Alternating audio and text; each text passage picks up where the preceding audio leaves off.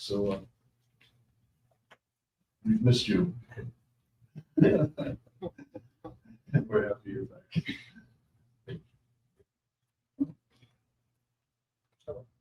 So this morning, we're going to have a session here with the Quora group. And I'm going to, since many of you may not know what the Quora group is, I'm going to explain a little bit about this.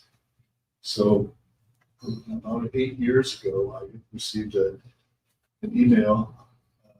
Daaji's requesting you to start writing on the platform called Quora. Quora is an online question and answer site that's read by about 180 million people a week. It's worldwide. And I'll be honest with you, I was a little hesitant. And I didn't do it at first. And then one day I'm sitting in my chair and all of a sudden I felt like a lightning bolt came out of the sky and hit me and said, Quora. And I looked it up again and I thought, okay, I read a question that was on there on spirituality. And I thought, okay, let me try I'll write an answer. And I was so naive, I didn't really realize. So after I answered the question, I thought, I wonder if 20 people will see this by tomorrow, you know? And the next day there was like 50 people. And so I kept going, and I started answering questions every day on spirituality, meditation, awakening, all of these things. And it just kept going and going and going. And again, I knew so little about social media or the platform. I didn't even realize, but by the third year in, I wound up being in the millions of views, and now at 16 million answer views, and it just kept growing. And people started connecting with me and contacting me from all over the world. I just want to show you this. That's the reach. It's just all over the place.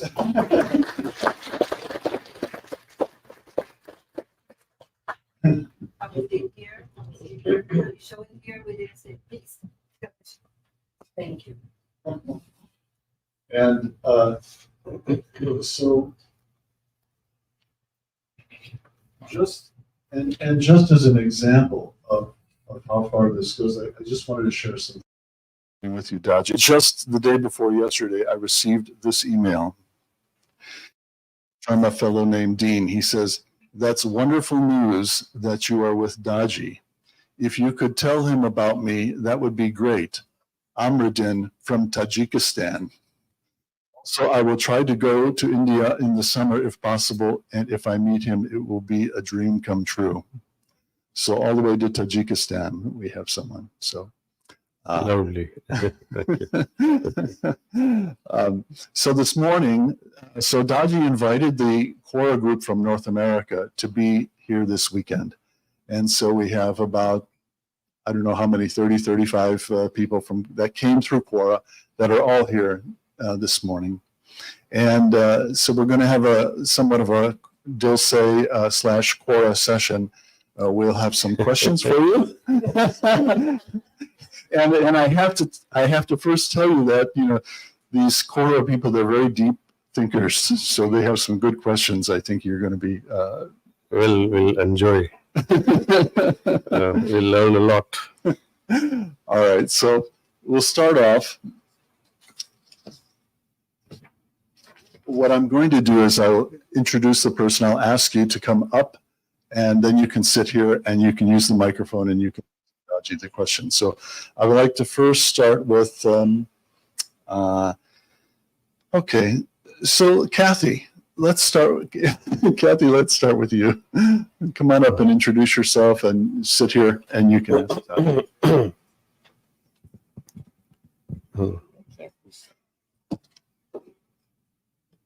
Everybody, hello, Daaji. Hello, Kathy.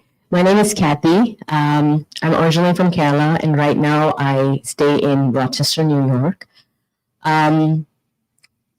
Yeah, I've actually been a practicing Orthodox Christian for most of my life, and I consider Jesus Christ as my spiritual master. And last year, during Good Friday liturgy, I had this sort of heart sensation and moment after Good Friday liturgy. And that's what prompted me to go on Quora to find out more about this. And that's why I'm here today in Heartfulness. Welcome. So I'm pretty active in a youth group. And oftentimes in our youth group, we ask this question about free will and God's will.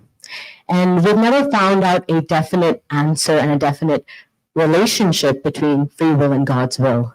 So my question to you today is heartfulness a path in which we will be able to find out whether our free will as a human species is in alignment with God's will, or are we meant to find that we're just going to be finding our most unique and authentic version of our free will as it is?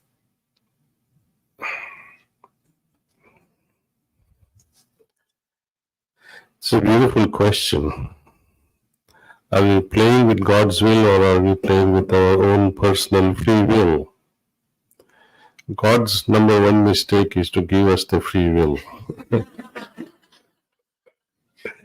There is nothing wrong in creating us, but He gifted us with free will. It's like giving a child a knife. If the child is not well trained how to use that knife, he'll kill himself. And that's what we are doing with our free will. Majority are using it for an evolutionary purpose. And most, they go downhill with the same free will. The choice is yours. It's a personal choice. Does God have any free will in this whole equation? It's only one. Use your free will judiciously with wisdom. And what is the purpose of giving us this free will? And what is the first of all the purpose of creating this multitude, the entire universe, the purpose of it all? Hindu Shastras talks about returning back home as you were in the first place. But then intelligent Quora group may ask, why in the world did you create if you were supposed to return back the same way? It looks very foolish on part of God that I create you, you go out and come back the way I have created you earlier. It doesn't look right. So I'd like to give you a small example, being a businessman as well. That suppose you give your child $1 million, and after 20 years, your child returns you $1 million and says, Dad, thank you for giving me this $1 million. At the rate of inflation, you have devaluated this $1 million in such a bad way, my boy. What have you done with this money? You have to multiply it. Suppose when we left the source, singularity, with potency X, God's will would be to return back with millionfold X and say, look, I am better now, say. So that is the purpose. Free will of God is only this much. You use it wisely.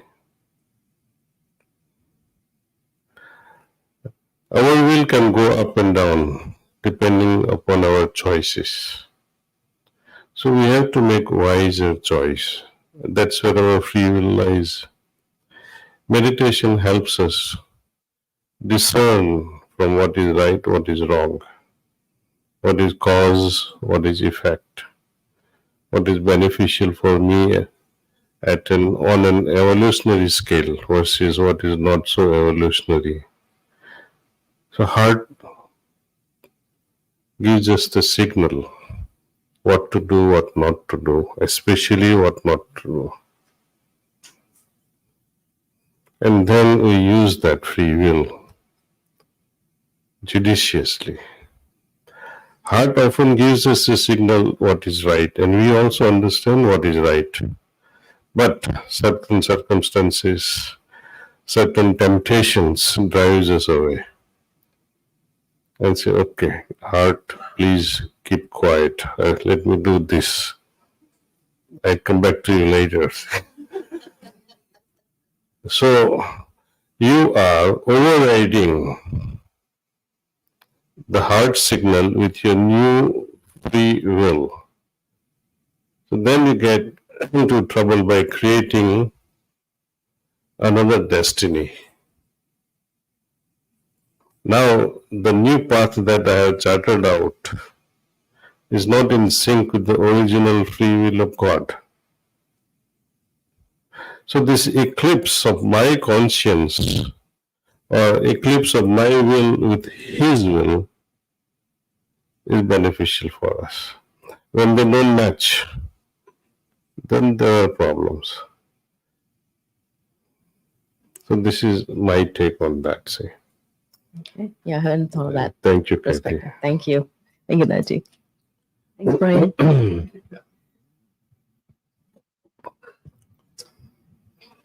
Okay.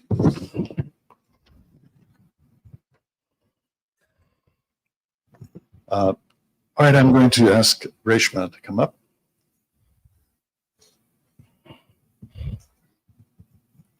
Good morning, Daaji. Good morning, Jay. I'm 16 and I've been practicing meditation for about a year now. And the question I have here today is the question that's been bugging me for months. So, people are easily replaceable. Even if there is a superior goal or purpose, just like how one droplet of water removed doesn't affect the ocean, one singular person wouldn't affect the grand scheme of things. We are replaceable, and the world will still go on without us, as in the big picture. So what is the significance of an individual in this world? Well, each drop makes the ocean. To think that the world will go on without one entity is wrong, because where will this one entity go out of this world? Where is the another world to go out into? It doesn't have, the whole thing is logically floppy, see. Either you can contribute wisely, or choose not to contribute, or contribute negatively. See, each one has the ripple effect.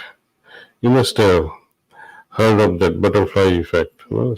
They flap their wings in Amazon forests and there's a snowstorm in North America. See. So everyone has the impact in this universe. So let's not underestimate ourselves. And when you look at ourselves from a spiritual perspective, the spirit within is far more potent than the atomic bombs. So that is the scale of it, say. Only thing we have to do is understand that or realize that potential that we all carry within ourselves, you see. It is good to think oneself as insignificant in a very positive way, because that makes you humble. But you're not nothing. You're still humble flower, radiating fragrance. You see, we have beautiful roses, right? They don't try anything. Just being what they are makes the world beautiful. But if it has the choice, the free will, the way God gave us all the free will, I will radiate this fragrance only to Christians. And I will stop it when a Jewish person comes. Then that's not the flower, see, against nature. Thank you. Thank you.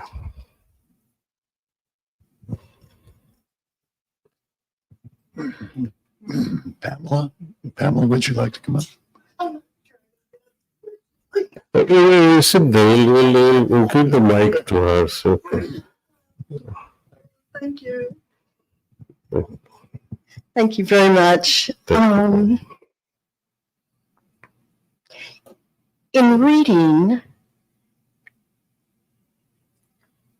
Babaji, it is, now I'm forgetting the title because I'm nervous in front of you. Thank you. Yes, True Thrill. And it was the second selection. And it was his answer to an Abasi about understanding the reality of matter. When I read it, I thought of the fact that at the beginning of this tour, you asked us to meditate on either here, either there, neither here, neither there.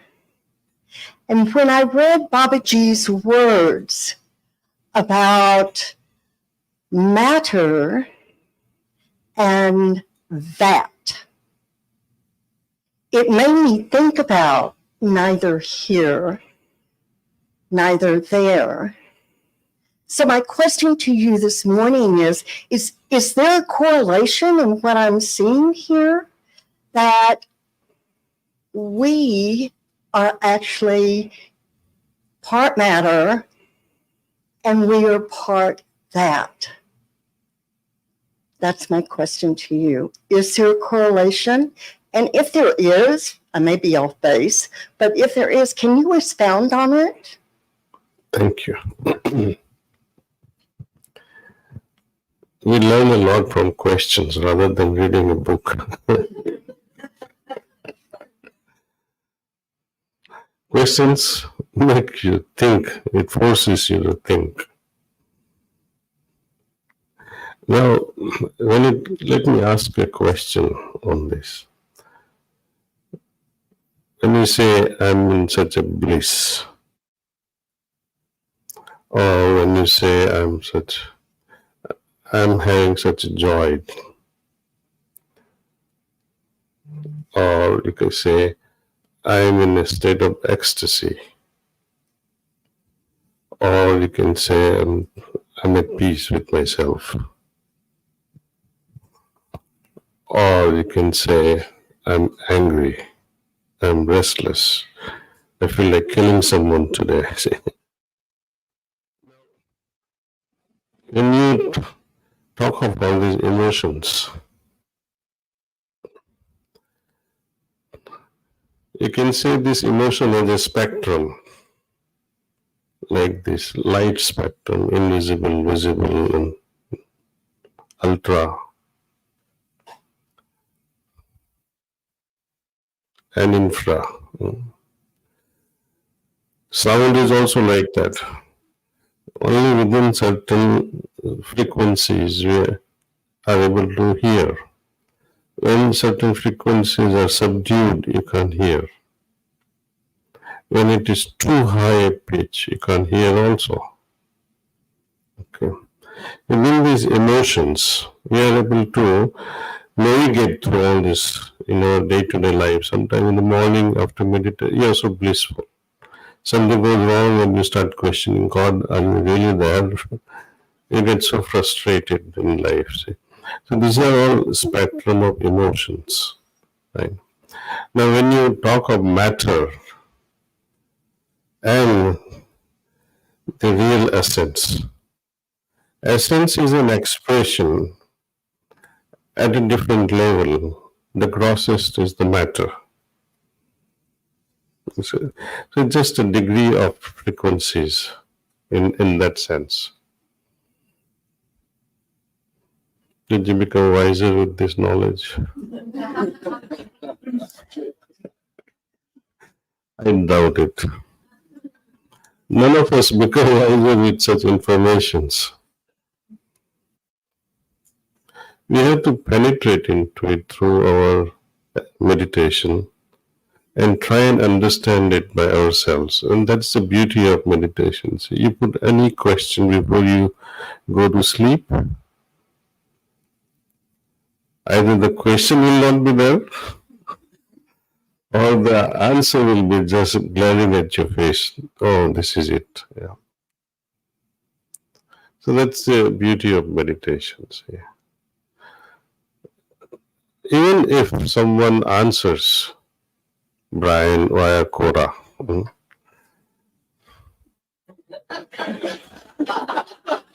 still you double check it in your heart, no? Which you could have done it in the first place before asking. Heart is the best guide you can ever imagine. It's the best gift God has given. You need to have only one heart, or the heart that is united. It should not be a split heart. See?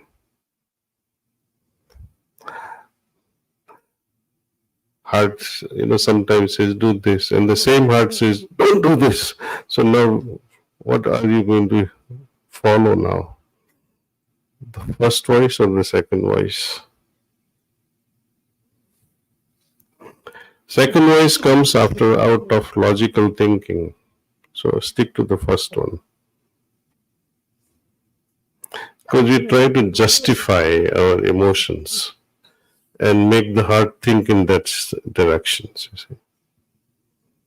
But one has to have courage to follow the first voice.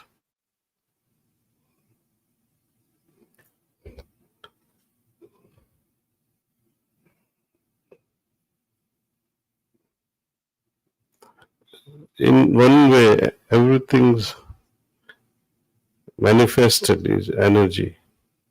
When you look at Einstein's equation, E equals mc square, m is the mass, the matter. Emotions are also energies. Words also have energy. For example, when someone tells you, you're Pamela, no? And you are lovely. When you start, I'm so lovely, okay. Someone says you are so stupid. You go into depression and you say, oh, what? Why did you tell me that? So, words have powers that can change our emotions sometimes. Not only some, often it changes our emotions. So, use the words wisely. That's why this prayer also we talk about. We don't say, God, you're so stupid. We say, you're so lovely. So to invoke not love in God, He doesn't need our praise. But with that praise, resonance sets in. When I say, God, you are love, my Lord, you are love, you are somehow invoking that faculty, some centers in your body, and brain starts secreting all those, good neurotransmitters that makes you really feel good. So having good thoughts, good intentions, they are very powerful. They not only affect us, but they affect the outside world also. So matter and energy, they are very closely connected. In fact, you can't have one without the other. It is not neither here nor there, or either here or it's everywhere.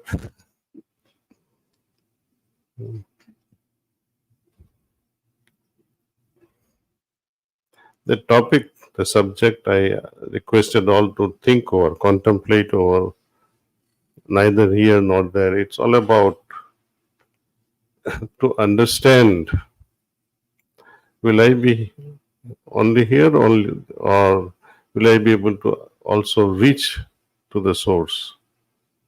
So it is to make you think how to not remain neither here nor there, but try to transcend all this. And what level of efforts will be required from my side. In a lukewarm relationship, no one benefits. In the relationship of my soul and with the source, if I don't have a strong bond, if I don't have that connection, no one benefits, especially myself. God has nothing to lose. He doesn't even worry because he doesn't have mind. If he had the mind, he would worry like us. And that would limit him. Anyway, next one. No brothers, only sisters.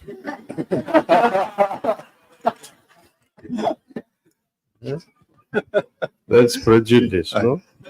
But I feel you have been, I feel you have somehow been looking at this sheet of paper because inadvertently or intentionally, you've answered almost every question on here. But, Gulfham, please. I think you have a question that I think a lot of people would like to know the answer. And it's very similar to what Daaji has said. What would you like to ask anyway? Hello, Daaji. Hello. I'm Golfan. So you already touched upon this question. The question is about decision making. How can we make a decision and discern accurately, correctly, whether we're choosing a path, a way that is most pleasing to our Lord, or whether it's not? How can we make the decisions necessary to develop the competencies needed so we can develop even further in the afterlife and in this life?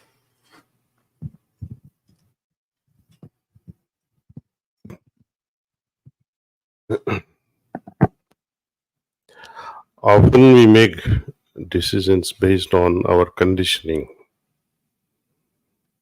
Our past baggage makes us or forces us to make certain decisions. You see. When I was a child, elders would talk about certain race. Don't you ever trust this particular race? Then it became a community. Well, these people are good in this community, these people are not. So such conversations, when you hear day in and day out, you somehow begin to trust all those things. It reinforces in your mind. Now, when you enter a college and girl from that community falls in love with you, then you remember your elders. That community, don't even trust them. And in the process, though you like the girl, you'll lose her because you will say no. So we need to first of all remove these conditionings. But even when these conditionings are there, deep down in your heart, you know this person is good for me. Then what you need is to say no to the community. Have courage to follow your heart's dictum. That's one. Anything we are about to do, do you have to be a philosophical to know that you are under joy, you're feeling peace, or you are disturbed, or you have anxiety or depression? It is right there. Heart tells everything. Even a child who drops a little milk bottle when he's 3 years or 4 years old, he understands something went wrong. Heart always gives us that signal. Problem is, we don't have courage to follow. Heart always gives us this signal of what not to do.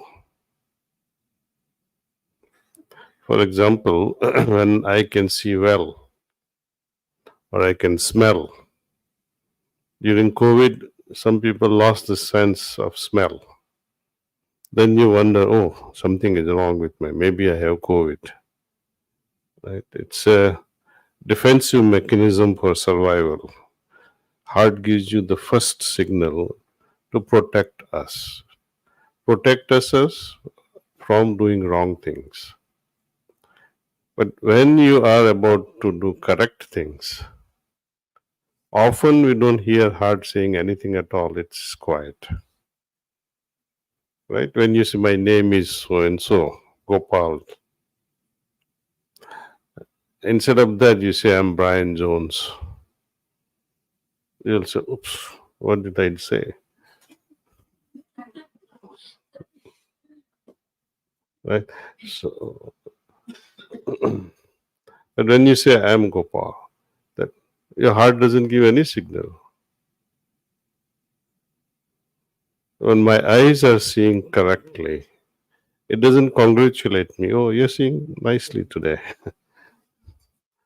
It's only when something goes wrong with my eyes that I become cognizant of my defect.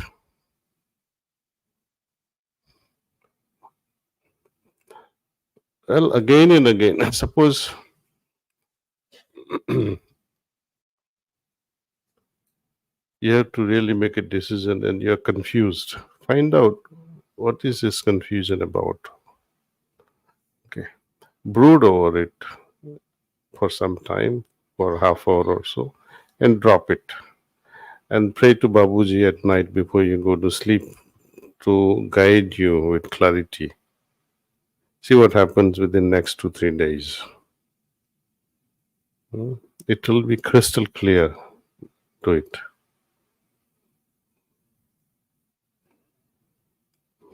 So what are you confused about?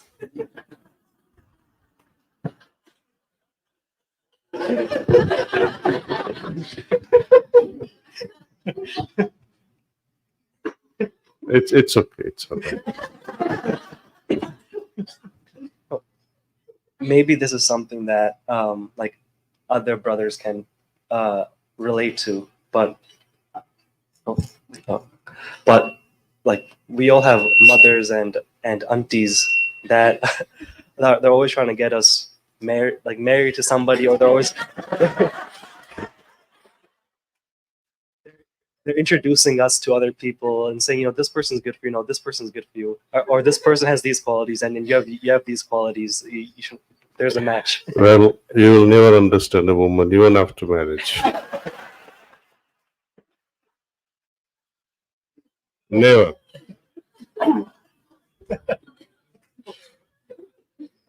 Find out if you are suitable for her. I'm trying to understand my own self first. That's where the problem starts. We don't really know what we want. That's why this confusion. Sitting by a person if you feel at home. So you have to take her out, go for a dinner, try and understand. Don't be impulsive.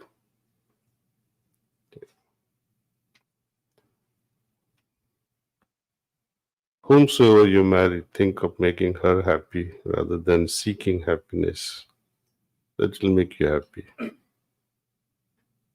Because there is nothing like what I have found so far. Fulfilling your desire. It never gets fulfilled. It's a fallacy.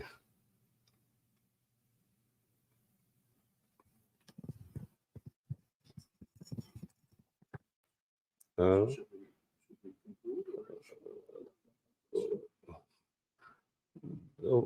are all usual questions.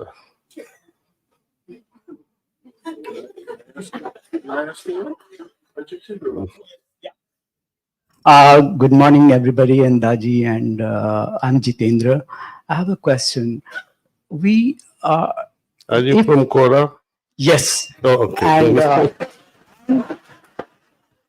And the best thing about Brian, once I messaged him saying, what is yogic transmission? And of course, he's your Vivekananda. He said, come join and...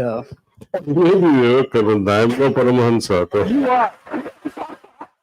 Anyway, so My question is, if we have Guru's blessings all our lives, in the past life or the current life, and maybe in future, but why do we all strive for moksha, or do meditate to get to the bliss and get rid of all these cycle of birth and death?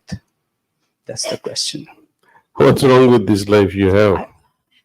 Still we strive for moksha, right? We say, okay, we want moksha, so let's meditate, get into the bliss and all What do that. you understand by moksha? I think is the end of life and birth. Suppose you have a father Mhm. who is like one of those richest pharaohs of Egypt, Mhm. and a wife like that can never dream of, and all the world's wealth with you. What's wrong with that life? Still, if it is permanent, the permanent happiness, we would say, okay, I'll take birth as his son and be happy always. But I think we are never happy all the time, and just because of that, like we want, okay, I've read in the scripture that if you just get moksha, you are always happy, or something which is very, very permanent. That's the happiness. Okay, the kind of like after meditation, we feel so good, we are blissful, we are content and everything. But once we come out, get into the daily life, we are not happy. So that's not permanent. So anything is permanent is happiness. I mean, like the happiness, bliss, or whatever. So we all want to get into that, but we don't get. So that is why we say, okay, let's get, strive for moksha. But again, at the other end, we are told that, okay, if you have Guru's blessings, you are, you don't have to worry about it. Just surrender to your Guru or God or whoever is your higher self. You just surrender and you are happy. You don't have to worry about it. So I feel these are two contradictory things, or same thing. I don't know.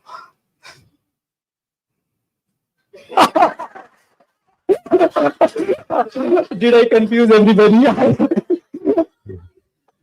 It's a desire by nature, can never be fulfilled. Religious people, they torture themselves. Oh, I need to meditate. I need to do this. I need to fast. I need to be celibate. Only to find someone better in heaven. Exactly. That is being stupid.